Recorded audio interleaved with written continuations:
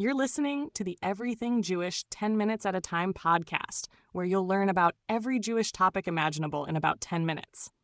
And as always, I apologize for all of my Hebrew pronunciation.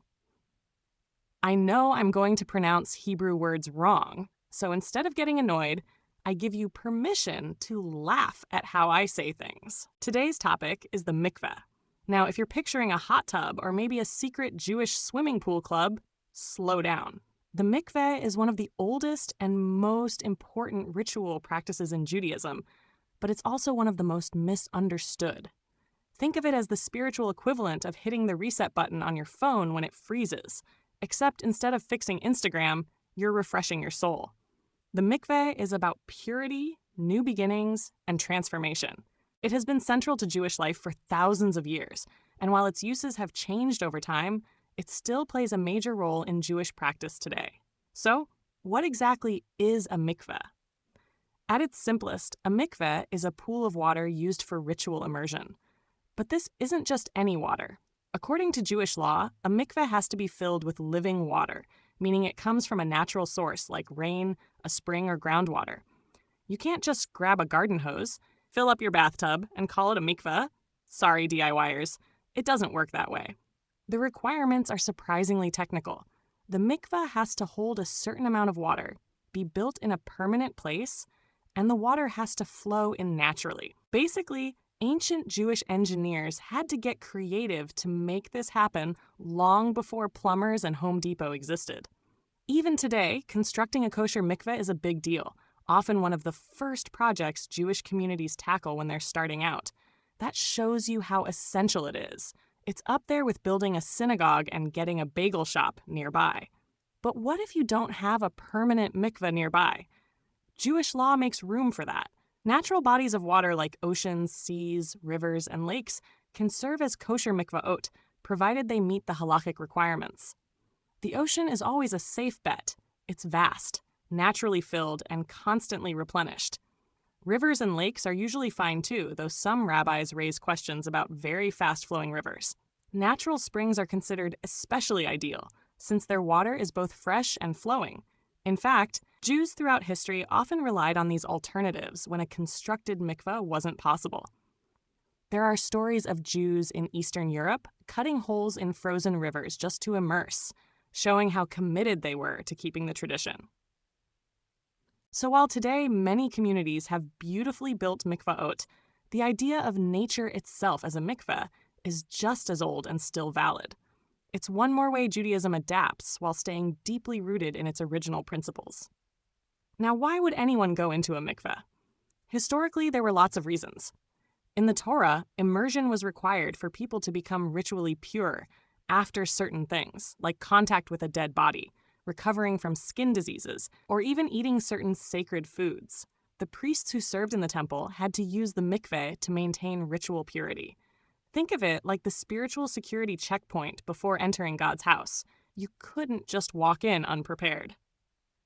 After the destruction of the temple, some of those requirements faded from everyday life, but others stuck. For example, conversion to Judaism requires immersion in a mikveh, symbolizing a complete spiritual rebirth. And for women, immersion became tied to family purity laws, specifically going to the mikveh after menstruation or childbirth before resuming marital intimacy. Over time, the mikveh became less about temple rituals and more about personal and communal spiritual practices that still carry deep meaning today. One of the most powerful ideas of the mikveh is transformation. When someone goes into the water, they're fully immersed, head to toe, no part of the body left out. It's like a mini death and rebirth. Going under represents shedding the old state, and coming out represents starting fresh. That's why it's central in conversion to Judaism. When someone converts, they study, commit, and then finally immerse in the mikveh, symbolizing their complete transformation into a Jew. In fact, some rabbis describe it as the spiritual equivalent of being born again. It's not about hygiene. You're not taking a bath. It's about marking a change in spiritual status. This explains why people sometimes use the mikveh before big life events, like before a wedding, before Yom Kippur, or even before giving birth. It's about preparing your soul, not scrubbing your elbows. The mikveh is a reset button, a fresh start, and a way of physically acting out an inner transformation. The mikveh also plays a big role in marriage and family life. In traditional Jewish practice, women immerse in the mikveh after their menstrual cycle and before resuming sexual intimacy with their husbands. This practice, called taharat hamishpacha, or family purity, is still observed in Orthodox communities and some conservative ones. The idea is that the cycle of separation and reunion brings holiness into the marriage. Some people today see it as outdated or even oppressive, while others embrace it as a deeply meaningful spiritual rhythm. Think of it like putting intentionality into your relationship.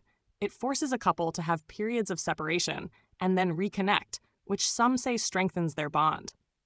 Whether one follows it strictly or not, it shows how the mikveh has been seen as not just an individual ritual, but something that shapes the family and community. It's both private and profoundly public, done quietly, but connected to a tradition that stretches back thousands of years. Now here's a fun fact. Not all mikveh use is mandatory. In fact, there's a growing trend of people using the mikveh for voluntary reasons. Some people immerse before big life changes, graduation, moving to a new city, finishing cancer treatment, or even after a divorce. It's a way of marking a chapter closing and a new one beginning. In some communities, men immerse before Shabbat or holidays, seeing it as a way of spiritually leveling up. The modern mikveh movement has expanded its use beyond traditional boundaries, making it a place of healing and renewal for all sorts of life moments. In this sense, the mikveh isn't just about laws and obligations, it's also about the human need for rituals of transition. Just like we throw graduation caps or cut birthday cakes, Jews have always used water as a way to mark transformation. And with the mikveh, it's a ritual that's deeply personal, yet part of something much bigger. Of course, building and maintaining a mikveh hasn't always been easy. Historically, Jews often lived in places where constructing a proper mikveh was difficult, but communities prioritized it so highly that they would build one before even putting up a synagogue. There are stories of Jewish families traveling miles just to find a kosher mikveh. And sometimes, in times of persecution, women risk their lives to use it secretly. Today, modern mikvaot, that's the plural, are often beautifully designed, with tiled immersion pools, showers, and changing rooms. Some look like upscale spas, which can surprise people expecting a cave with a puddle in it. This beautification reflects the importance communities place on making the mikveh experience welcoming, dignified, and meaningful. It shows how an ancient practice adapts to modern needs while keeping its essence intact. The mikveh may be thousands of years old, but it has never stopped evolving along with the Jewish people. Now you might be wondering, what about symbolism? Why water? Well, water in Judaism is often a metaphor for life, Torah, and renewal. In Genesis, creation begins with water. The Israelites crossed the Red Sea, marking their birth as a nation. The prophet Ezekiel describes water as cleansing the soul. So immersing in water taps into one of Judaism's deepest metaphors, that water represents change, growth, and connection to God. In fact, some rabbis describe the mikveh as a womb. The person enters, is surrounded completely by water, and emerges like being reborn. It's one of those rituals where the symbolism is almost universal. No matter what culture you're from, everyone understands the power of water to cleanse, refresh, and renew. That's part of why the mikveh continues to resonate today. It's not just a Jewish thing. It taps into something deeply human about water as a symbol of starting again. Different Jewish movements today view the mikveh in different ways. Orthodox communities emphasize its halachic, legal, role in family purity and conversion. Conservative Judaism also uses it for conversion and encourages creative uses, while Reform and Reconstructionist communities have embraced it as a ritual for marking transitions of all kinds. There are now open mikveh projects, like Mayim Hayim in Boston, where people of all backgrounds are invited to use the mikveh for life events, whether traditional or new. Some people see this as reclaiming an ancient practice and giving it new relevance. Others worry about straying too far from halachic roots. But either way, the mikveh is experiencing a kind of renaissance. Far from being forgotten or old-fashioned, it's actually becoming a vibrant part of Jewish life again. The fact that it can mean so many things to different people shows just how flexible and enduring this ritual really is. So, what's the takeaway?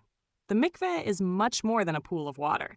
It's a spiritual technology that Judaism has used for millennia to mark purity, transition, and renewal.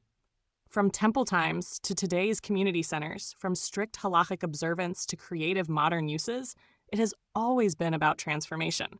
Whether it's a bride preparing for her wedding, a convert stepping into Jewish identity, or someone marking the end of a hard chapter, the mikveh offers a way to physically and spiritually reset. And in a world where change is constant and often overwhelming, having a ritual that says, pause, clean slate, begin again, feels more relevant than ever. So next time you hear the word mikveh, don't think weird Jewish spa. Think ancient reset button. It's one of the ways Judaism reminds us that no matter what has happened, renewal is always possible. And honestly, who couldn't use that reminder once in a while?